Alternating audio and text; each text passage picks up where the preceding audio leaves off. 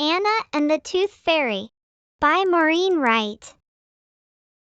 Illustrated by Anna Chernyshova.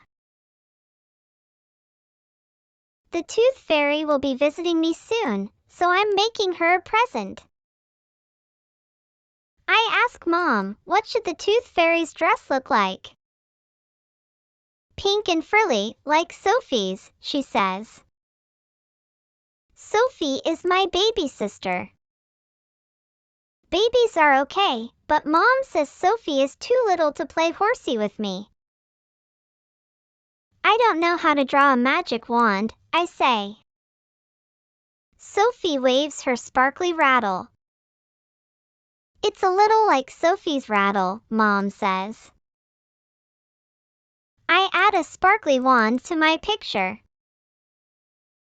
Mom yawns. I'm so tired, she says. Sophie kept me up all night long.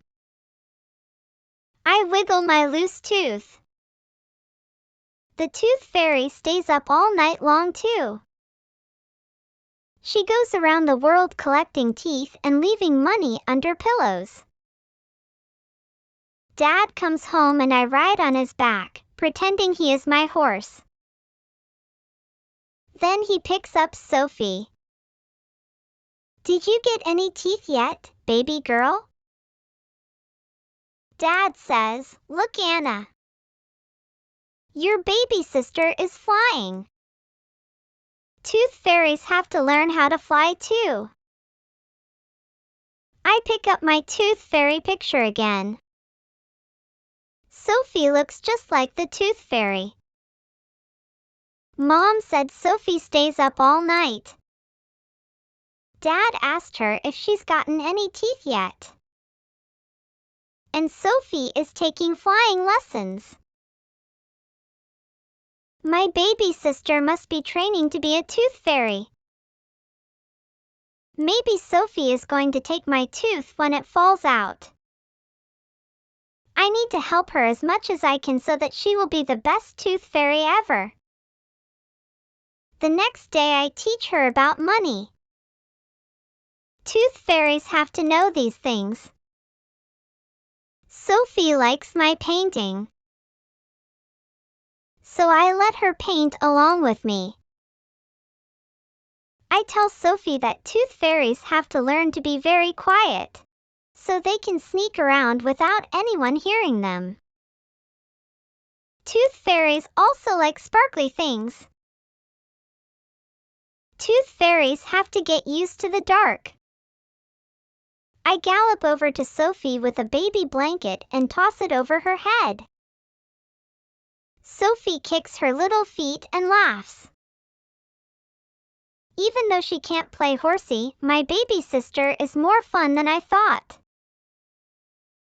Before dinner I ask Mom, can a tooth fairy leave her job to come play with me during the day?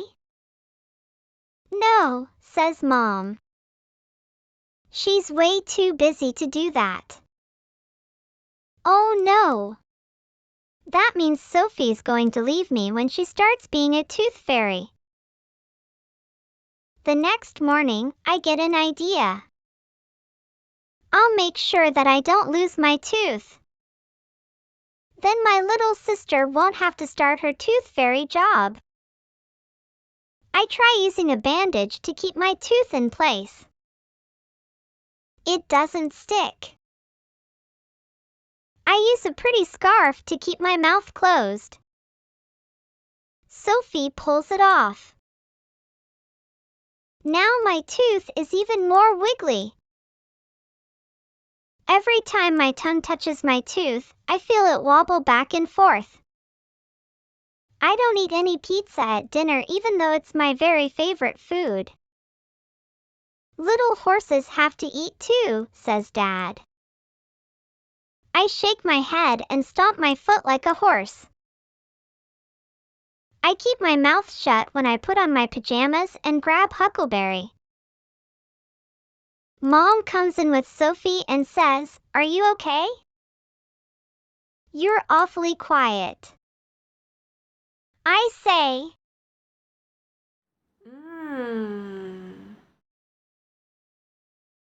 You do know that it doesn't hurt to lose a tooth, right? I finally opened my mouth. I know that, but if I lose a tooth, then my little sister will have to go far away. Sophie isn't going anywhere, says Mom. She'll always be your little sister. She will? Forever and ever? I ask. Yes, says Mom, giving me a hug. You'll both be my girls forever. Hooray! I give my very loose tooth a good wiggle and out it pops. That's wonderful, says Mom. I put my tooth under my pillow. Mom sets my picture of the tooth fairy on the windowsill. Huckleberry and I stay very still and listen for the tooth fairy, but we don't hear a thing. In the morning my tooth is gone and there are quarters under my pillow. I run to find Sophie to make sure she hasn't flown away.